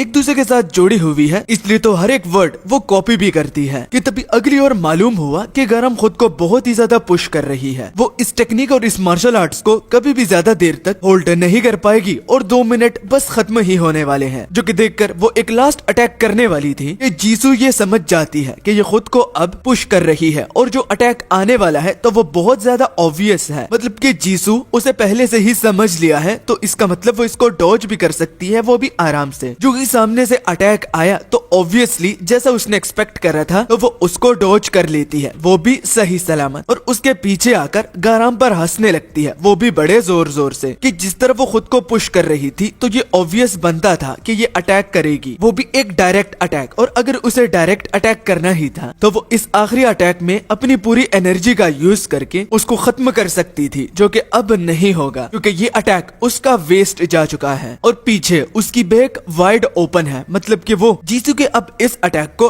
डॉज भी नहीं कर पाएगी क्योंकि उसका फोकस सामने था। मगर गाराम उसको कहती है कि यही मैं एक्सपेक्ट कर रही थी कि तुम पीछे ही आओगी क्योंकि ये उसी का ही प्लान था और अब देखना कि तुम्हारा क्या होगा। जीसू कुछ समझ नहीं पाई लेकिन जब उसने देखा कि वो एनर्जी बीम मुड़कर उसके पीछे आ गई वो बहुत ही ज्यादा हैरान रह गई। और इस अटैक को गाराम कार्नेज बीम कहती है क्योंकि नोवेल में इस पावर्स का ऑनर जो है वो बैटलशिप्स जो कि एनिमीज की थी उनको ऐसा दिखाता था कि वो फॉल बैक कर रहे हैं, यानी कि वो आगे नहीं लड़ेंगे। तो एक चारे की तरह खुद को इस्तेमाल करके जब उसके एनिमीज उसके सामने आते तो फिर बम्बारियां होती और हमेशा की तरह उस नोवेल के हीरो की जीत होती। यही टैक्टिक को नोवेल के हीरो ने कार्नेज टैक्टिक का नाम दिया था और गाराम उसको बदलकर कार्नेज बीम रख देती है जो कि सीधा जाकर जीसू को लगता है। और अब गाराम सोचने लगी कि आखिर हीरो बनने का मतलब क्या होता है। क्या तुम खुद को हीरो तब तक कह सकते हो जब तुम स्ट्रॉन्ग हो या फिर तुम बहुत ज्यादा फेमस हो? तो नहीं, ये दो चीजें हीरो को डिफाइन नहीं करती, बल्कि हीरो तो वो होता है जिसको ये यकीन होता है कि वो इस मुसीबत से जरूर निकल कर ही दिखाएगा। उसको ये भी यकीन होना चाहिए कि एक ना एक दिन तो उसकी जान जाने ही वाली है और वो कभी भी बैटल में पीठ दिखाकर भागता नहीं है, चाहे उस बैटल में उसका खात्मा ही क्यों ना हो जाए। मुझे पता नहीं कि मैं हीरो हूँ या नहीं, लेकिन आज जो मैंने करा तो मैंने अपने ड्रीम की तरफ एक स्टेप करीब ले लिया। मगर अगली ओर वो लड़की जिसको हम पहले देख चुके थे तो गाराम की इस फाइट को देखकर उसकी आंखों में गाराम किसी हीरो से कम नहीं थी। तो हाँ, अब जाकर गाराम एक हीरो खुद को बुला सकती है क्योंकि उसका एक फैन बन चुका है। फाइट में पूरी एनर्जी लगाने के बाद गाराम अपने मुंह के बल गिरने से पहले कहती है कि अगर वो पहले से ही ये सोच लेती तो इतना बाकी लोगों को स्ट्रगल करना नहीं पड़ता। मगर खैर, जो हुआ अच्छे के लिए हुआ। ये कहते हुए वो मुंह के बल गिरने लगती है कि तभी उसके नीचे जमीन जो कि अब तक बंजर दिख रही थी तो उसमें चमन उगता है और फूल भी। और ये जो सारे लोग यहाँ पर खड़े थे वो भी उस जीसू के आने से पहले तो वो इस फ्लावर सेरेमनी के लिए खड़े थे जो कि कुछ ही देर में होने वाली थी। मगर क्या से क्या ही हो गया। मुंह के बल गिरकर वो खुद को कहती है कि मैं एक पैथेटिक हूँ, जिसके रिस्पॉन्स में मीरा कहता है कि नहीं तुम नहीं हो, और वो आगे कुछ नहीं बोलता। और गाराम हमारे मीरा इससे कहते हैं कि क्या तुम मेरे लिए एक फेवर कर सकते हो? तो जब उसने बोला क्या, तो गाराम कहती है कि उससे हाथ चाहिए उसको खड़ा करने के लिए, तुम्हारी मदद की जरूरत है। तो वो अपना हाथ बढ़ाते हुए गाराम के हाथ में हाथ दे देता है, जिसके बाद हम गाराम के चेहरे पर एक मुस्कान देखते हैं। वो बहुत ही ज्यादा खुश थी। और अगेन दूसरी फाइट ज़ोमगान्स के खिलाफ इंसानों ने जीत ली है। इसी कैरेक्टर डेवलपमेंट की मैं बात कर रहा था। बहुत कूल था भाई, बहुत। आई एम रियली हैप्पी के बाकी मांगास की तरह सिर्फ हीरो पर ही फोकस नहीं किया जाता बल्कि साइड कैरेक्टर पर भी होता है। और यही चीज होती है कि फेमस मांगा और नॉर्मल मांगा में फर्क होता है। जब मीरा गाराम को कंधा दे रहा था उसकी मदद करने के लिए ताकि वो चल पाए, वो कहती है कि आराम से, वो लगभग मर ही चुकी है। तो उसी बीच सामने से मिनसियोंग किम भी आ जाता है जो कि रोते रोते उसको थैंक यू कह रहा था और उसके मुंह और हर एक जगह से खून निकल रहा था। जब वो थैंक यू बोल रहा था मीरा खुद को उसे पुश करने से मना करती है कि उन तीनों को पीछे से में डोंगू देख रहा था और वो पीछे से सिर्फ एक ही बात दोहराता है, मुझे लगा गाराम मेरी तरह ही होगी, मगर वो कितनी ज्यादा औसम है, मैं तो अपनी टीम में एक यूजलेस हूँ। तो लेडीज एंड जेंटलमैन, तो क्या अब हमें डोंगू का कैरेक्टर डेवलपमेंट देखने को मिलेगा? तो बता दूं, इतनी आसानी से नहीं, क्योंकि मैंने इस मांगा को आगे पढ़ रखा है और इसके बाद एक बहुत ही लंबी फाइट आने वाली है जिसको मैं 2 पार्ट्स में एक्सप्लेन करूंगा, क्योंकि एक में भाई तुम लोगों से रहा नहीं जाएगा और मैं उसका हर एक डिटेल एक्सप्लेन करूंगा, क्योंकि हर एक चीज एक से बढ़कर एक औसम है। और जिस रांझाई फूल को वो ढूंढने के लिए आए थे, तो विलेज के लोग एक गुफा में ले जाकर बहुत सारे फूलों से उनको हैरान करके रख देते हैं। विलेज के लोगों के हिसाब से उन्होंने इस फूल से खाना बनाने की कोशिश करी, लेकिन इसका टेस्ट बहुत ही ज्यादा गंदा था। ये उनके किसी काम का भी नहीं है, तो वो जितना चाहे उतना ले जा सकते हैं। गाराम खुश हुई कि चलो कुछ तो ढंग का हुआ, मिशन भी कंप्लीट और फूल भी अपने हाथों में, तो वो कलेक्ट करने लगते हैं। उसी दिन के शाम हमने देखा लोगों के लिए कब्र खोदी जा रही थी और उन लोगों को दफन करने के बाद मिन स्योंग किम बहुत ही ज्यादा उदास था, क्योंकि उसे खुद को हीरो बुलाने में शर्म आ रही थी। अगर वो अपने बंदों को ही नहीं बचा पाता आज इन लोगों की मदद से, तो कोई भी जिंदा ना बचता। तो गाराम समझ लेती है कि मिन स्योंग किम आज क्या फील कर रहा है। वो आकर कहती है कि वो कुछ टाइम तक अपनी लोकेशन को चेंज कर दे, वो अपने डिपार्टमेंट में वापस जाकर यहाँ पर कुछ सप्लाईज भेजेंगी जिनसे वो तुम लोगों को उधर तक ले जाएगी, मतलब कि इवैक्यूएशन मिशन होगा। तो डोंगू कहने लगा कि मीराए की मदद से इन लोगों को ले जाते हैं ना, जिसको करने से गाराम मना करती है, क्योंकि जिस येंगसान जगह पर वो है तो उसके करीब बुसान और चैंगवोन भी मौजूद है। अगर वो एक एक करके लोगों को ले जाएगा और किसी ने उसे देखा तो बहुत बड़ी दिक्कत हो जाएगी। इसलिए टॉप प्रायोरिटी इन फूलों को वापस हेडक्वार्टर तक ले जाना है और इस चीज की खबर देनी है, ताकि बाद में सर्वाइवर्स को रेस्क्यू किया जाए। और एकदम से ही डोंगू उसकी बात के साथ एग्रीड हो जाता है, जो कि गाराम के लिए भी काफी सरप्राइजिंग थी कि ये साला ये बंदा उसकी बात के साथ एग्रीड कर रहा है। मगर हमें पता है कि क्यों। जब लोगों को पता चला कि एक एवैक्यूएशन प्लेस भी मौजूद है जो कि यहाँ से बहुत सेफ है, तो गाराम कहते हैं कि फिक्र मत करो, जब वो पहुंचेंगे तो वहाँ से जरूर कुछ लोगों को भेजेंगे ताकि वो तुम लोगों को रेस्क्यू कर ले। मगर तब तक उन लोगों के साथ कांटेक्ट में रहने के लिए वो मिन स्योंग किम को एक रेडियो देती है, जिसको मना करते हुए मिन स्योंग किम एक्सेप्ट नहीं कर सकता, क्योंकि वो हीरो नहीं है, क्योंकि उसने देखा कि वो कितना थड़ कांप रहा था और वो कुछ भी नहीं कर पाया। तो गाराम कहती है कि ठीक, मैं समझ सकती हूँ, लेकिन जब हम दोनों तुम्हारे घर में बात कर रहे थे और एक धमाका हुआ तो तुम ही सबसे पहले भाग निकले, वो भी ये कहकर कि अगर वो हीरो ही नहीं लेकिन लोगों को प्रोटेक्ट करना उसकी जिम्मेदारी है, तो यही हीरो की एक निशानी है। उसकी बात के साथ विलेज के लोग भी मिन स्योंग किम को कहते हैं कि ये ठीक कह रही है, आप ही हमें काफी टाइम से प्रोटेक्ट करते आ रहे हो, तो आप ही हमारे विलेज के हीरो हो। मगर रेडियो को एक्सेप्ट करने से पहले वो गाराम से कहती है कि रुको। वो चला जाता है और काफी टाइम के बाद वापस आ जाता है। गाराम पूछने लगी कि तुम कहाँ चले गए थे, तो आकर वो गाराम का हाथ पकड़कर कहता है कि मैं मिन स्योंग किम नहीं, मेरा मतलब कि इस विलेज का हीरो, मैं वादा करता हूँ कि मैं इन लोगों को प्रोटेक्ट करूंगा और मैं तुम लोगों के साथ इस रेडियो के थ्रू कांटेक्ट करूंगा ताकि इवैक्यूएशन तक हम दोनों के एक दूसरे की खबर हो। ये कहकर वो अपने विलेज के लोगों की ओर जाकर कहता है कि अब चलो विलेज को भी रिबिल्ड करते हैं और ये भी सोचते हैं कि हम यहाँ से कहाँ जाएं। गाराम बहुत ज्यादा कंफ्यूज होगी कि आखिर इतने कम वक्त में क्या हुआ कि ये इतना ज्यादा चेंज हो गया। और अब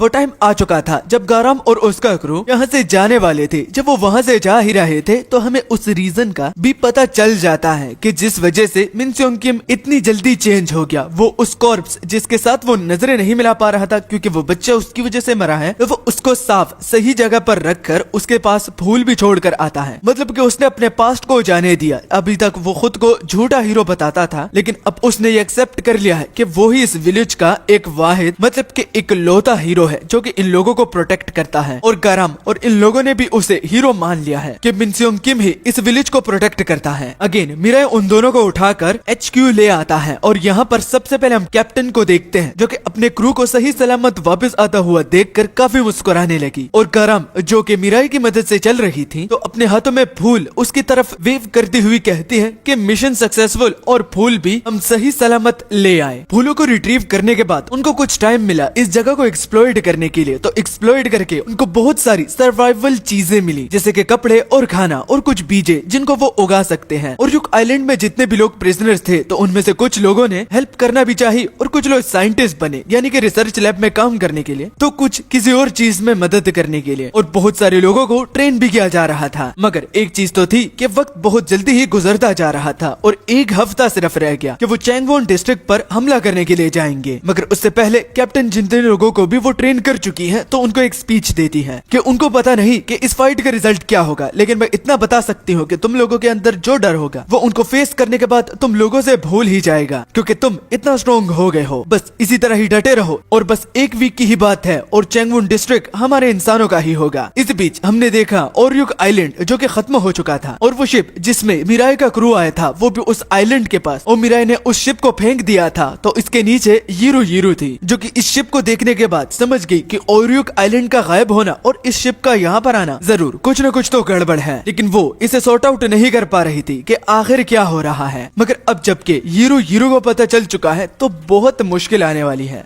वो ओरियुक आइलैंड के डिस्ट्रॉय होने तक और रिशुल के गायब होने तक ये सारी की सारी खबर नेट फेसी जो कि 4th नंबर की एग्जीक्यूटिव है सारा उसको बता देती है। नेट फेसी कहती है कि उसको काम में कोई भी दखल नहीं चाहिए क्योंकि उसके कुछ एक्सपेरिमेंट्स रहते हैं, तो तब तक उसे कोई भी भगदड़ नहीं चाहिए। और वो यीरू से कहती है कि वो इस मामले को जल्द से जल्द सॉर्ट आउट कर ले। अपेरेंटली नेट फेसी को जीसू के बारे में भी पता चल चुका था, अब ये पता नहीं कि कैसे, लेकिन पता चल जाएगा कि येंगसान की पहाड़ी पर एक ह्यूमन से वो हार चुकी थी। जब उस पहाड़ी का यीरू ने सुना तो वो वहाँ जाने का ठान लेती है क्योंकि वो किसी किस्म की कॉन्सिक्वेंसेस से नहीं गुजरना चाहती, और खास करके टेराइटे को जब इसके बारे में पता चल जाए तो उसको काम डाउन करने के लिए यीरू कुछ इंसानों के सिर उसके पास ले जाएगी कि उनका गुस्सा कम हो जाए। जबकि अगली ओर हमने आइलैंड पर देखा कि वहाँ एक गेम चल रहा था। 2 टीम बनी हुई थी जिसमें टीम मिराई और टीम रिशुल थे। जीतने वाले को क्रैप क्रैकर्स दिए जाएंगे जो कि एक खाने की चीज है। रेड टीम जो कि टीम मिराई है उनका कैप्टन जो है वो इन्वेस्टिगेटर चोय है, और रेड टीम का लीडर जो है वो वही गार्ड था जो कि जीयू के साथ प्रिजन से निकलने के लिए तैयारी कर रहा था, और इनका नाम होयोंग है। होयोंग के बारे में पता चलता है कि वो इससे पहले एक टीचर हुआ करते थे, लेकिन जमाना जैसे ही बदल गया तो उनको अपनी ड्रीम को छोड़ना पड़ा। मगर उस ड्रीम के बदले उन्हें एक नया सपना मिल गया है जो कि यहाँ पर वो पूरा कर सकते हैं। अपनी टीम को मोटिवेशन देने के लिए होयोंग एक चाल चलते हैं क्योंकि उनका अपोनेंट मीरा है और सब लोगों को मीरा से डर लगता है ऑब्वियसली क्योंकि वो बहुत ज्यादा पावरफुल है। तो थोड़ी बहुत मोटिवेशन देकर के हम ये जीत सकते हैं और वो क्रैप क्रैकर्स हमारी होंगे तो सारे लोग मोटिवेट हो जाते हैं। और यही देखकर इन्वेस्टिगेटर जो सेम करते हैं जिससे उनकी टीम भी सिर्फ और सिर्फ मीरा के अलावा बहुत ज्यादा मोटिवेट हो जाती है। होयोंग की चीज को कॉपी करके उनको बड़ा ही गुस्सा आया और वो इन्वेस्टिगेटर चोय को कहते कि तुझे शर्म नहीं आती मेरी कॉपी करके हुए। इन्वेस्टिगेटर चोय कहते कि शर्म किस बात की, प्यार और जंग में सब कुछ जायज है। और इसी तरह ये टूर्नामेंट स्टार्ट हो जाता है, blue team versus red team. तो इसमें कौन जीतेगा? जब रिशुल के लोगों ने हमला किया वो भी रिशुल के साथ, तो साइड में मिराई के न्यू कैरेक्टर से हम मिलते हैं जो कि एक लड़की थी और बहुत हॉट थी। इसका नाम हेमी किम है और ये मिराई की बिगेस्ट फैन है जैसे कि रिशुल है। वो मिराई को मास्टर बुलाती है कि क्या वो इन सब लोगों का सफाया कर दे। तो मिराई को समझ में नहीं आ रहा था कि ये उसका नाम कैसे जानती है और ये क्या बके जा रही है। तो हेमी किम मिराई की साइलेंस को हाँ समझकर उन सब पर टूट पड़ती है और वो एक ही बार में बहुत सारे लोगों को नॉकआउट कर लेती है कि तभी रिशुल उस पर हमला कर देता है। न कि सिर्फ वो अपनी टीम को जिताना चाहता है बल्कि उसने मिराई को मास्टर क्यों कहा, क्योंकि मिराई उसका टीचर है और वो किसी और को मिराई के करीब होता हुआ नहीं देख सकता। मगर हेमी किम भी रिशुल से डरती नहीं क्योंकि मिराई उसका मास्टर है और वो उसके लिए कुछ भी कर सकती है। तो गुस्से में आकर रिशुल हेमी पार्क पर हमला कर देता है जिसको वो बड़ी आराम से डॉच कर लेती है। हेमी पार्क रिशुल का मजाक उड़ाती है कि इस फॉर्म में वो कुछ भी नहीं उखाड़ पाएगा, मगर ये उसके लिए तारीफ थी क्योंकि ये फॉर्म उसको मास्टर ने ही दिया है, मतलब कि मिराई ने। ये उसको एक गिफ्ट की तरह लेता है, न कि वो इससे निकलना चाहता है बल्कि वो इसमें रहना चाहता है, वो भी अपने मर्जी से। और ये चीज में रहकर वो खुद को मिराई का बहुत क्लोज पाता है। इतनी डिस्कस्टिंग बातों को सुनकर हेमी किम कहती कि तुमसे बड़ा गंदा ज़ॉम्बी मैंने आज तक नहीं देखा। और पीछे से जियोन और कैप्टन जो कि इन लोगों को देखकर एनालाइज कर रही थी, तो जियोन कहती है कि जो वेपन रेंजाई फ्लावर से बनाए गए हैं तो ना कि उनका सिर्फ काम ये है कि वो एक पावरफुल वेपन की तरह काम करते हैं बल्कि उनको जो भी होल्ड रखता है तो वो भी साथ में स्ट्रॉन्ग होता चला जाता है। इसी वजह से तो इन लोगों में से बहुत कुछ लोग ऐसे हैं जो कि ट्रांसेंडर अवेकन हुए हैं और कुछ ही हफ्तों के प्रोसेस में वो लोग बहुत ज्यादा हद तक स्ट्रॉन्ग हो चुके हैं। ये देखकर कैप्टन बहुत ज्यादा सेटिस्फाई थी। लोगों की ट्रांसफॉर्मेशन को देखकर बहुत सारे लोग फ्रंटलाइन को ज्वाइन करने के लिए आ रहे हैं क्योंकि उनको भी ट्रांसेंडर बनना है। मगर इस बीच हम डोंगो को देखते हैं जो कि कहता है कि वो भी किसी से कम नहीं है। तभी उसके सिर पर न कि सिर्फ उस बल्कि बहुत सारे लोगों के सिर पर कोई छलांग मारते मारते उनका फ्लैग जो है वो कैप्चर कर लेता है और वो और कोई नहीं बल्कि मिराई है। होयोंग ये देखकर कि मिराई का इस टूर्नामेंट में होना सरासर चीटिंग है तो वो रो रहा था, जबकि इन्वेस्टिगेटर चोय को बहुत गर्व हो रहा था कि उनकी टीम दोबारा जीत गई। हेमी किम अपने मास्टर की सक्सेस को देखकर बहुत ज्यादा इम्प्रेस हो गई, क्योंकि देख रिशुल उसको कहता है कि अपनी नजरें नीचे कर, ठर की लड़की मिराई सिर्फ मेरा है। और अपनी टीम को जितवाने के बाद सारे लोग मिराई को उठाकर उसको कांग्रेचुलेट करने लगते हैं। इस बीच जियोन पीछे से कहती है कि हाँ सब कुछ ठीक तो चल रहा है, लेकिन वो अब तक इस सोल्यूशन पर नहीं पहुंचे कि मिराई के लिए कौन सा वेपन बेटर रहेगा कि वो मर जाए। ये अब तक एक मिस्ट्री है। तो नेक्स्ट टेस्ट सब्जेक्ट के लिए जब वो मिराई को अपने पास बुलाएगी तो कैप्टन इंसिस्ट करती है कि वो भी आना चाहती है, जिसमें मिराई को इंजेक्शन दिए जाते हैं ताकि वो सो सके और कुछ अच्छे अच्छे ड्रीम्स देख ले। मगर इतना वक्त हो चुका था और इतने ट्रॉमे से मिराई गुजर चुका था कि वो ड्रीम को भूल चुका था। ये ख्वाब देखना भी एक नींद का प्रोसेस है। जब इंजेक्शन लगा के वो उसे सुला लेती है तो वो खुद को एक वॉइड में पाता है जो कि ब्लैक था और कुछ भी नहीं था वहाँ पर। तुम लोग सोच रहे हो कि ये टेस्ट किस चीज के लिए है, तो कैप्टन से मालूम हुआ कि वो अगर इसको मार नहीं सकती, जो कि मिराई की विश है, तो वो इसकी इंसानियत को वापस लाना चाहती है ताकि ये एक नॉर्मल ह्यूमन बीइंग की तरह एक्ट करे और उसके बाद वो सोचेगा कि उसको मरना है या जीना। तो अगर उसे मारा नहीं जा सकता तो उसकी ह्यूमैनिटी को कैप्टन और जियोन वापस ला रहे हैं ताकि ये मरने का बहाना छोड़ दे।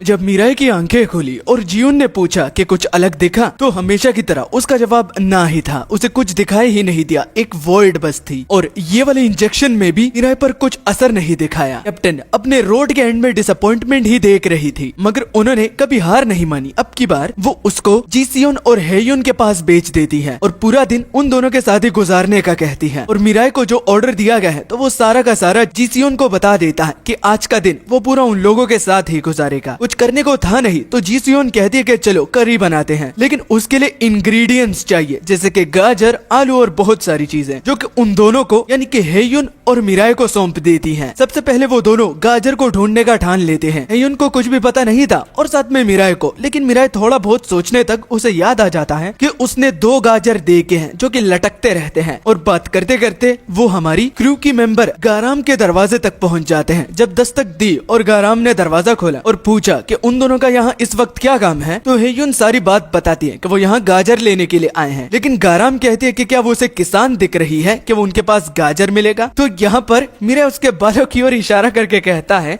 कि क्या वो दोनों गाजर नहीं है, वो तो हर रोज लटकते हैं। ये सुनकर उसको गुस्सा आ जाता है और वो दोनों को बाहर फेंक देती है, क्योंकि वो रेडियो पर मिनसियोंग किम के साथ सीरियस टॉपिक पर बात कर रही थी और यहाँ पर उनको मजाक ही सूझा है। चलो अब गाजर तो यहाँ पर नहीं मिले और दूसरे लोकेशन पर वो ढूंढने के लिए चले जाते हैं। इसमें लास्ट होप उनका वही है जो कि उनको पहले सेल में तंग करता था। मगर जब रिशुल और मिराई की फाइट हो रही थी तो हेयुन ने उसकी मदद की थी और वो उस टाइम से लेकर आज तक खुद को प्रूव करने में लगा है, इस वजह से वो गाजर उगा रहा है। उसके पास गाजर थी लेकिन वो बहुत ज्यादा छोटी थी। पूरा का पूरा एक फार्म था और वो कुछ भी ले जा सकते हैं जितना वो चाहे, क्योंकि वो उस लड़की की मदद कर रही है जिसने उसकी जान बचाई है। जब कैरेट्स उन लोगों ने ले लिया, अब रहते हैं आलू, और आलू उसने नहीं उगाए क्योंकि अब भी कुछ चीजें यहाँ पर लैक करती हैं। लेकिन उसे याद आ जाता है कि उन्होंने समंदर में लोगों से सुना था कि कुछ आलू तैरते हैं, और यही चीज सुनकर हेयुन और मिराई जियोन के पास आ जाते हैं। वो भी ये कहकर कि क्या उनके पास कोई स्विमिंग सूट होगा, क्योंकि वो समुद्र में जाकर आलू को ढूंढना चाहते हैं। जियोन को कुछ भी समझ में नहीं आया, लेकिन फिर भी वो कहते हैं कि हाँ स्विमिंग सूट है, वहाँ से जाकर ले लो। के तभी पीछे से इन्वेस्टिगेटर चोय आ जाते हैं। वो कहते हैं कि यहाँ पर उसने अपनी नाक की मदद से मिराई को महसूस किया, तो क्या वो यहाँ पर है। तो सरप्राइज के तौर पर मिराई वहाँ पर ही होता है, जो कि उसे बहुत ज्यादा शॉक कर देता है, क्योंकि उन्हें ऐसा लग रहा था कि वो मिराई का एक पालतू कुत्ता है। और वो उनके साथ बाहर समुद्र में जाने का ठान लेते हैं, क्योंकि वो मिराई के साथ कुछ अच्छे मूवमेंट्स क्रिएट करना चाहता है ताकि मिराई को अकेलापन फील ना हो। W4 इन्वेस्टिगेटर चोय जब समुद्र में उन्होंने उस पोटैटो को देखा तो वो एक मछली के रूप में था। उन लोगों को लगा कि शायद ज़ोमगान्स के अपीयर होने के बाद ये एक नई स्पीसीज आ गई है, मगर उस पोटैटो फिश को एक बहुत बड़ी फिश निगल लेता है, जिसको सी किंग भी कह सकते हो। और कैसे पता लग गया कि ये सी किंग है, तो उस मछली के बॉडी पर बहुत ज्यादा स्क्रैचेस थी, सॉरी मतलब के स्कार्स, जिसे इन्वेस्टिगेटर जो एक नजर देखकर ही बता सकते हैं कि ये सी किंग है। जो कि बाद में उन तीनों को नोटिस करने के बाद उनको निगलने के लिए आ रहा था, लेकिन मिराई को देखकर वो एकदम रुक जाता है। उसको डर के मारे पानी में ही पसीना आ रहा था, और इसके पीछे का रीजन चलो जानते हैं कि ये इतना क्यों डर रहा है। तो जब रिशुल को नॉकआउट करने के लिए मिराई ने लास्ट अटैक किया था, जो कि कैप्टन ने उसे कहा था कि इसे मारना नहीं बस नॉकआउट करना है, तो आपको याद होगा कि वो एक बहुत खतरनाक और लंबा अटैक था जिसकी रेंज बहुत दूर तक थी। तो उसी अटैक से ये सी किंग, जो कि यहाँ पर फाइट्स को लड़ लड़के खुद को बड़ा शाना समझ रहा था, तो वो उसके बाजू गुजर के उसकी एक फैंग को बीच में से काट देता है। और उसी दिन से लेकर आज तक सीकिंग को लगता है कि उससे भी तगड़े लोग इस दुनिया में मौजूद हैं और वही तगड़ा बंदा आज उसके आंखों के सामने है। डर के मारे सीकिंग, जो कि मरना नहीं चाहता, उस पोटैटो फिश को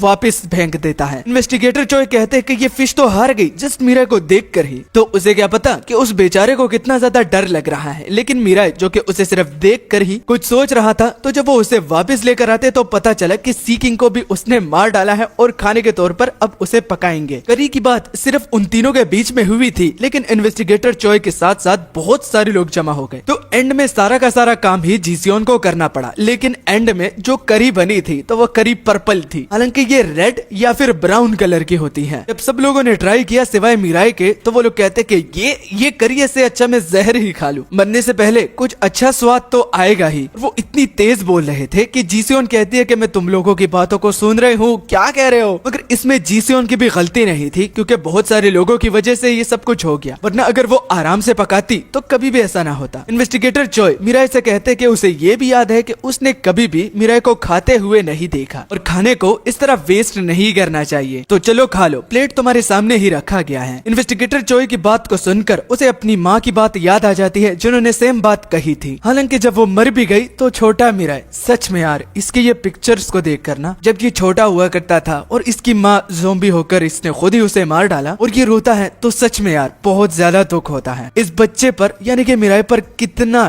टफ टाइम बीता है और इस टफ टाइम में वो अकेला ही था और वो अकेला ही बड़ा हुआ है। इस वजह से हम समझ सकते हैं कि आखिर वो इतना ब्लैंक क्यों है, उसको सपने क्यों नहीं आते। तो आखिर में जब वो खा लेता है तो सारे लोग हैरान हुए, क्योंकि उन्होंने कभी भी मीराई को अपने आंखों के सामने किसी चीज को खाते हुए नहीं देखा। और वो जीसियोन के खाने के बारे में क्या सोचता है, जब सारे लोगों ने मिलकर पूछा तो वो कहता है ये बहुत बेकार है, जो कि जीसियोन को दोबारा डिसअपॉइंट करती है। और इन सब नजारे को कैप्टन देख रही थी। वो ये कहती है कि उम्मीद है कि तुम इस फंक्शन को ज्वाइन करने के बाद अपने इंसानियत और अपने अतीत को भुलाने में थोड़ा करीब आ चुके होगे। जबकि अगली ओर हमने देखा उसी रेडियो को जो कि जमीन पर पड़ा था और उस पर गाराम मिनसोंग किम के साथ कांटेक्ट करने की कोशिश कर रही थी, लेकिन वो रिस्पॉन्स नहीं दे रहा था। तो हमें पता चला कि वो सारे के सारे लोग मर चुके हैं और उनको किसने मारा, तो ये यीरू ने किया है। डैम, ये बहुत ही ज्यादा ब्रूटल था। आई वॉज लिटरली होपिंग कि मिनसोंग किम और बाकी लोग यहाँ पर आएंगे और मजा आएगा, लेकिन ये क्या देख लिया भाई। चलो इसी के साथ मैं अपनी वीडियो को यहाँ पर खत्म करता हूँ। पसंद आया तो लाइक करना और चैनल पर नहीं हो तो सब्सक्राइब भी करना और मेरी दोस्त के चैनल को भी जाकर जरूर सपोर्ट दिखाना, सिर्फ मेरे लिए। ओके प्लीज, इज्जत रख लो।